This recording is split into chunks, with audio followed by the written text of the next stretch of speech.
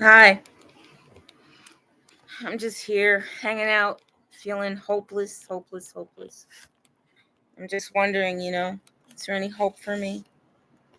I mean, I look back, you know,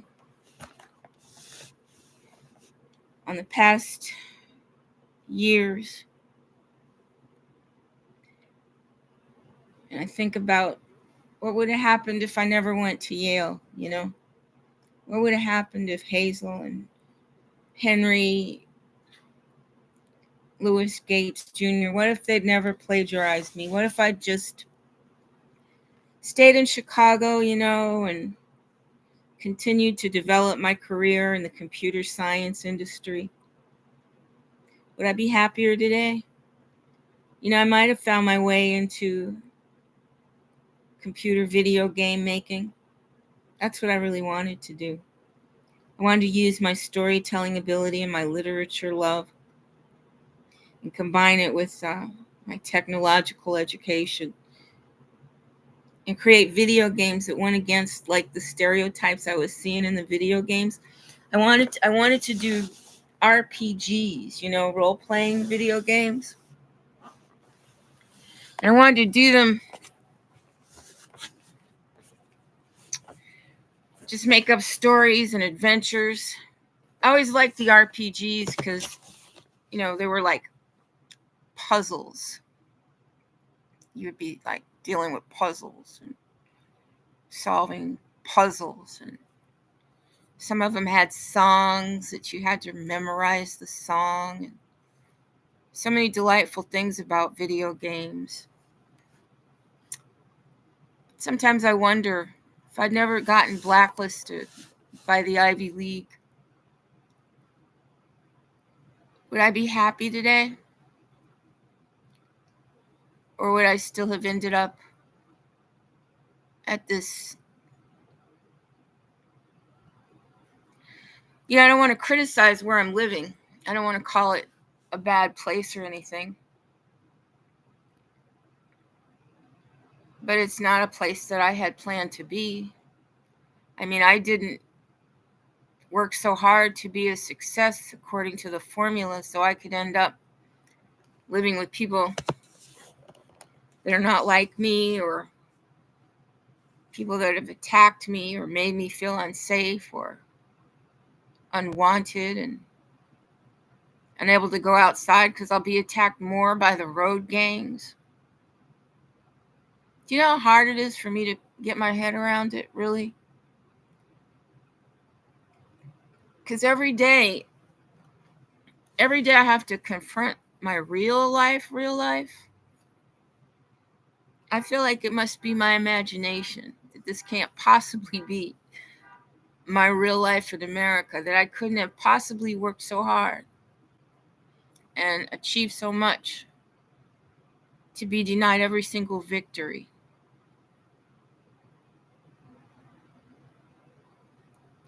And I just wonder what's going to become of me, Even if I leave here, I don't have enough money to live someplace really nice. I'll still be living with people like the people in San Diego that attacked me, and the people here that attacked me, and the people in Connecticut that attacked me when I lived someplace, better. I don't understand. I don't understand this reality. I don't understand it one single bit. This is nothing like what I was led I could expect if I was a good girl and did everything right.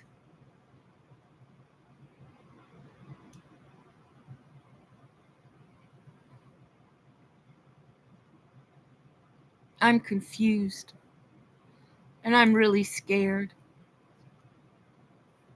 I've never had many friends. I told you I moved around a lot when I was growing. And then when I got out as an employee, I was in the computer science industry as an American woman. So I was like a double minority for real. There weren't many Black American women, Native American women working in the Chicago computer industry for me to be friends with. I did have a best friend for a little while, though, one I really liked. And she had a kid, and I had a kid. And we did a lot of raising our kids together. But then she moved. She moved to another state. So that friendship ended. But I had fun then. There have been like little moments where I got to see what it's like to actually have friends and be a part of a society. But then when I was a stay-at-home mom, there weren't many of us in the mid-'80s. There really were not a lot of stay-at-home moms. And a lot of the working moms actually were kind of against stay-at-home moms. It was a mixture of envy and contempt. They felt like, how could you stay home all day? It's so boring. How can you do such work that's unintelligent? But do you know that it took me a long time to learn how to keep a house clean?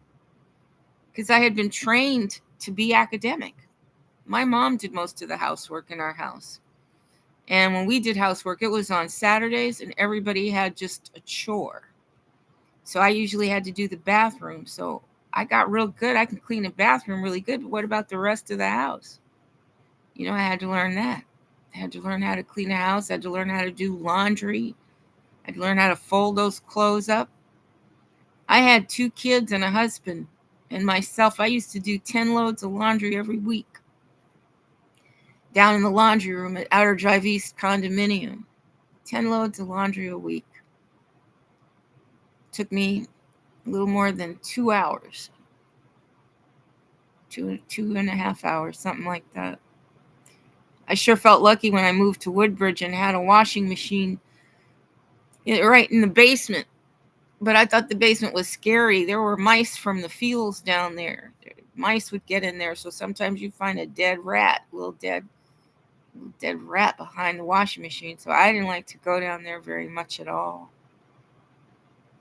I preferred the laundry room at Outer Drive East, where you just did it all at once. But I did it anyway, as best I could.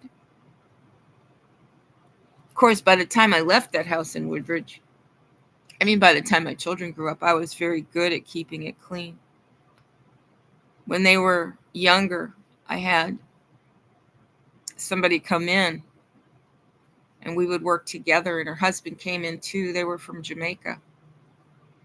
And she and her husband would come into my house twice a week, and we would just clean everything up. I was always good at detail work. Cleaning up a big mess is hard for me because I have a hard time throwing things out. But doing detail work, sweeping a floor, organizing things, I was good at that. Toothbrush scrubbing cracks. I was good at that. So it was really funny because I thought about when I had a job, I would get to work, then I'd go to breakfast downstairs at the cafe, and then I'd sit at my desk, wait for lunch. And then at lunchtime, I'd go shopping generally, looking in the mall, looking at Marshall Fields, because I worked right there in Chicago. And then I'd go back to my desk and wait to go home from work. But when I was a stay-at-home mother, oh my God, I had to wake up, give people a bath, feed people, clean myself up, take people to school. I often volunteered at the school, so I'd frequently stay at the school. And then when you're that little, school's only like a half day, so then I'd take them home on the train, give them something to eat, watch TV or play some video game with them, make dinner, clean up. Okay, I made dinner when my husband wasn't home. He usually liked to eat out, so he'd bring stuff in, or we'd all go out to eat in the car. But when he wasn't there, when he was doing his medical training, he wasn't there a lot. I'd cook for the kids. They liked my food. I was good at stir fry, especially because in stir fry you could put everything for your nutrition all in one pot. Cook it all at once, and then just put the rice, so they got full nutrition, but you only used one pot. They liked my stir fry. They liked my fried chicken a lot too. I was pretty good with the fried chicken. Steak, their daddy liked to cook steak. But I found that as a stay-at-home mom, I was way more busy, much busier than I had been as an employee in a Fortune 500 corporation. Even when I started consulting, I wasn't as busy with corporate America work as I was being a good mom.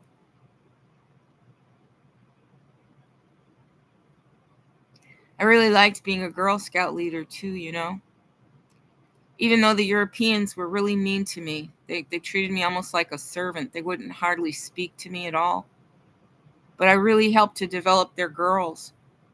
I only did it for 1 year between graduate school at Yale and graduate school at UMass. That's the only time I had time.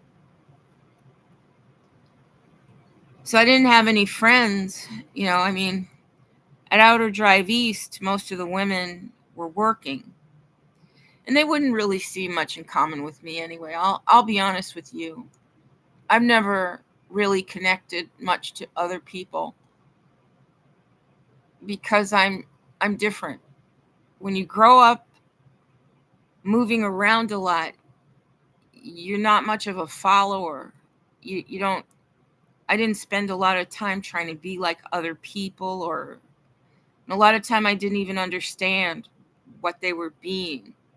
I remember once I went to a party at Northwestern. I think it was my sophomore year. And somebody had an informal gathering in their room. And I said, "Oh, let's read poetry. Talk about it." That was my idea of a good party. They didn't boo me, but they did think I was weird. Yeah, a lot of people at Northwestern, there was, racial segregation. And I just come from Canada, and there's a lot of racial segregation. So the Europeans, after the first year, didn't really talk to me very much. There was like an invisible line. And the African Americans didn't accept me either. I was not like them. I'd grown up in Canada. But I had to work so many hours between being a English major. Do you know that as an English major, I had to waste 2 years of my life studying British literature? I was so mad when I got to Northwestern and found out that there was a core curriculum that insisted I learn British literature. British literature. What the? That's what I said. I was angry about it back then. I had to take 2 years of core British literature before I could even study American literature very much. And then it was my concentration was African American literature. But I had to do 2 years of British literature, and it was so irrelevant. But I did enjoy John Stuart Mill's very much. He wrote on utilitarianism. I've never forgotten it. And he also wrote on the oversoul. He wrote a lot of mysticism as well as metaphysical philosophy. So he wasn't so bad. But John Donne, puke. Shakespeare, let me vomit. And when I found out that Shakespeare got most of his work from Greek tragedies written by Greek authors, I was really angry. English as a language isn't the same as American. Once Americans started speaking English, we developed the language way beyond where it is today in Britain. And it became American because it became filled with our concepts from our world, which was more abundant and diverse. And then it got even more American when we dominated the computer science development industry and tech. And we started really building into that.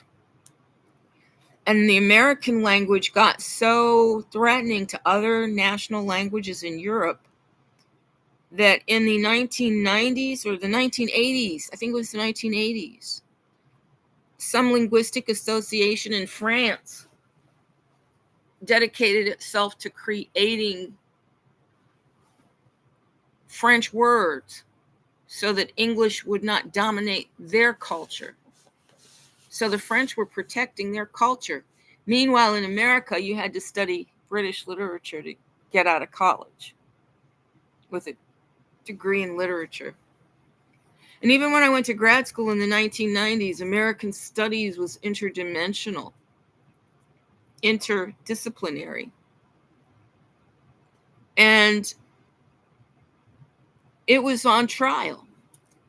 And then when I went to UMass, they actually wanted to change the name of the comparative literature department because they didn't want American literature to be in comparative literature. So they voted to give power to the national languages department so that the Spanish department and the French department and the Russian department would have as much power as the English department and the American Studies department did. So at the administration level, they were really doing a lot to promote European nationalism. So I didn't have a lot of friends in college because I had to work too hard. I needed money, so I worked up to 20 hours, 22 hours a week. And I took a full load of courses in literature and languages, which means you got to read. And you got to have a dictionary. And you got to look those words up. And you've got to be interdisciplinary so you can do your literary analysis really well. So you have to be reading in psychology and sociology and anthropology and philosophy and economics, political science. But all that reading made it so once I became a computer programmer, I was able to be outstanding. But I still didn't have many friends, I didn't. In college, I actually had to tell my friends that you've got to go hang out somewhere else because I've got too much work to do. And I just don't have that much free time. And I didn't.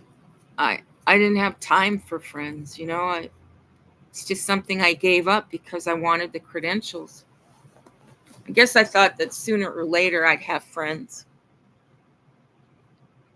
Then when I worked in the corporation, I'm a professional. I'm a computer programmer. There weren't many opportunities to make friends there, especially once I started consulting where I'd be in and out. I'd come in, I'd do the contract, and then I'd be gone. On to the next job.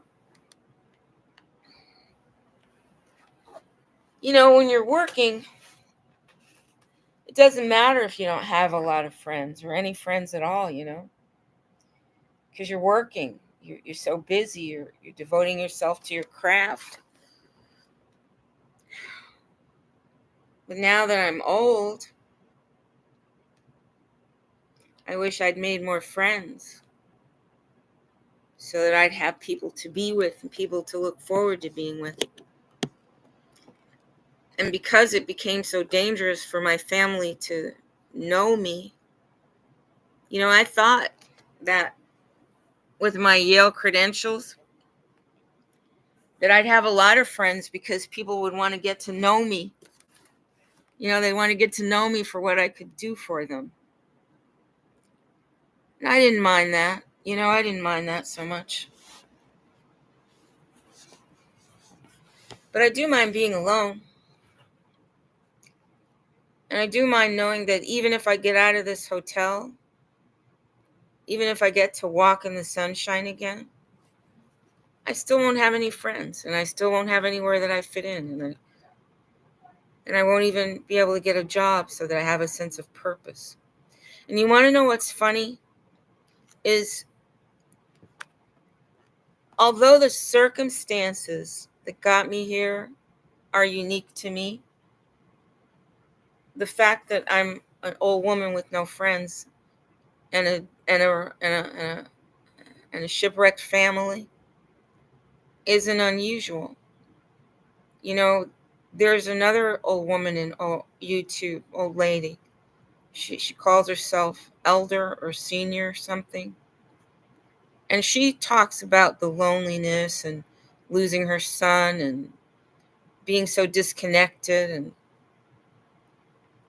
I think that feeling useless is one of the worst feelings that a person can have. One of the reasons that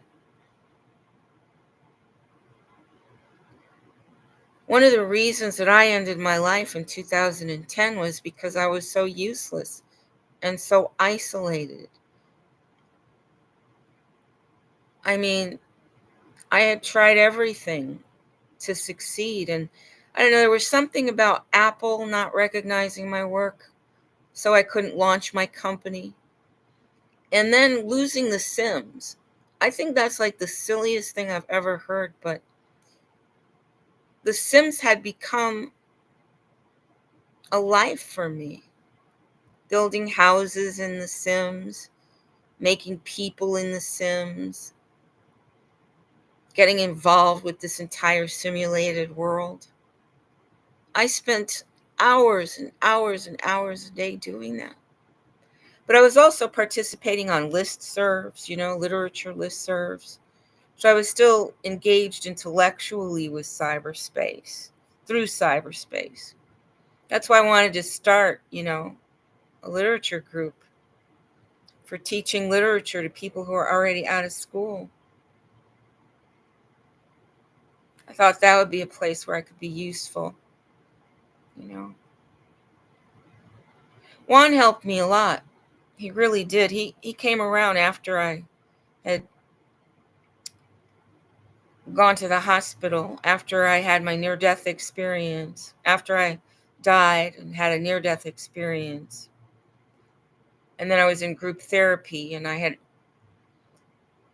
something about finding the Apple Root Kit, knowing that there's somebody out there that was watching me when I thought I wasn't being watched, and someone that was reading my poetry and my diaries and journals that I all had online, thinking that I had some privacy.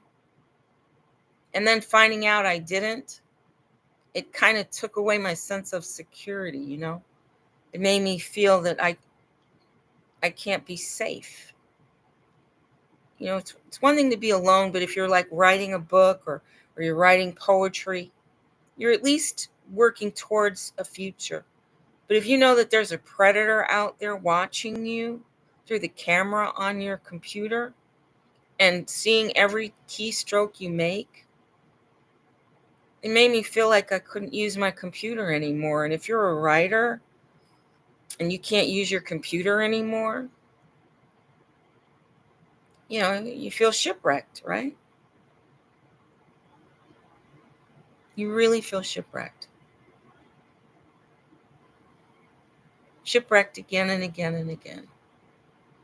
But Juan really helped me because being a volunteer in the Connecticut State mental health catchment programs and, evaluating all of the recipients of the SAMHSA block grants and going to all the parties at the clubs. They had clubs for the Europeans in the mental health system. They had social clubs. You could go there and get a job information. You could go there to party. We went there to the parties. It was just nice to be a part of something, to be social. Juan even took me to Christmas parties, that the catchment gave. We even won that award.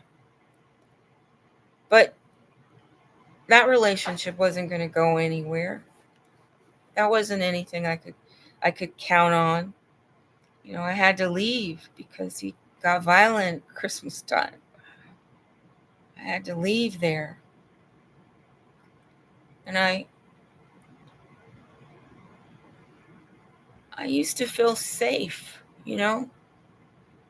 I used to feel safe. But once Juan broke into my computer and made it a client of his network, and then moved into my house, stalked me and moved into my house, I haven't felt safe since before then.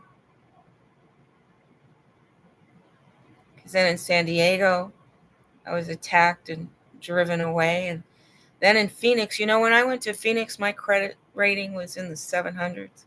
It was like a 720. And when I left Phoenix, I was bankrupt.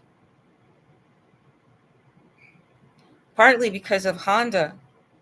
I mean, I couldn't keep the car that gave me cancer, could I? Once you know it's giving you cancer, you're going to buy another car. And when the dealer said that he'd give me a good deal and come in lower than my price, I believed him. So when he came up with the final papers and they were higher, and the insurance was higher, and the rent was higher, and the electric was higher, everything just kept climbing until I couldn't keep up. So going to Phoenix, not only did I end up in jail for nothing, and going to court and through a painful court system, not only did I get tortured into crippleness by the Arizona State Troopers and found myself begging to the Wickenburg police not to leave me all alone at night in a deserted place where they towed my car that they broke into. That was such a terrible, horrible experience for me.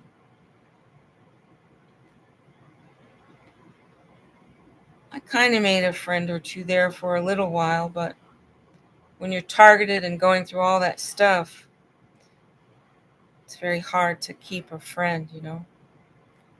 And when one of your friends is actually doing surveillance on you, well, it's hard to keep a friend that's not able to trust.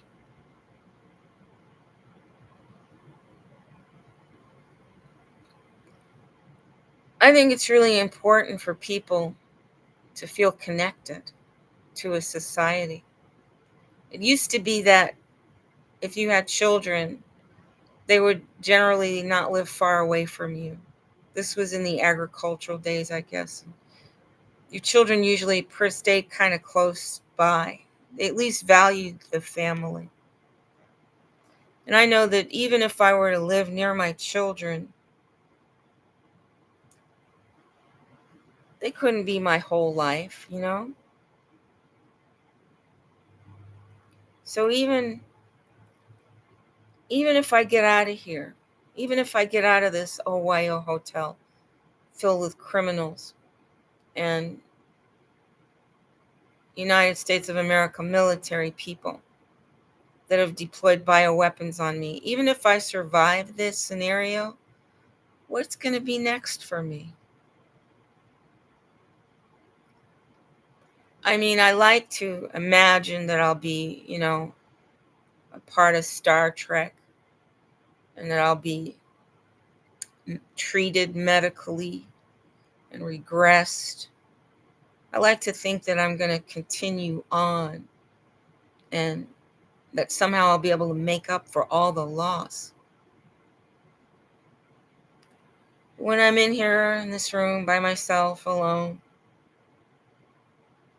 and I don't have any more distractions, I already binged watched something and didn't find anything else interesting, and I already visited all my YouTube friends. It's just me here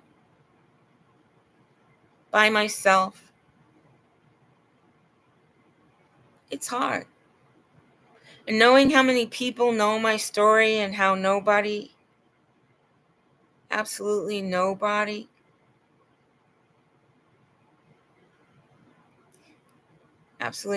shown they care.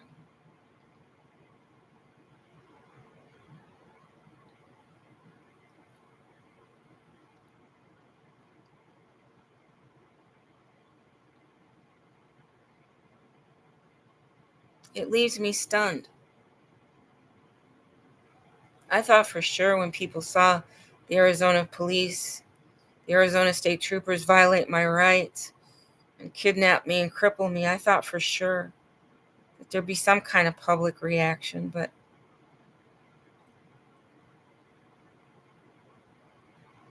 I'm ignored. I'm ignored to death.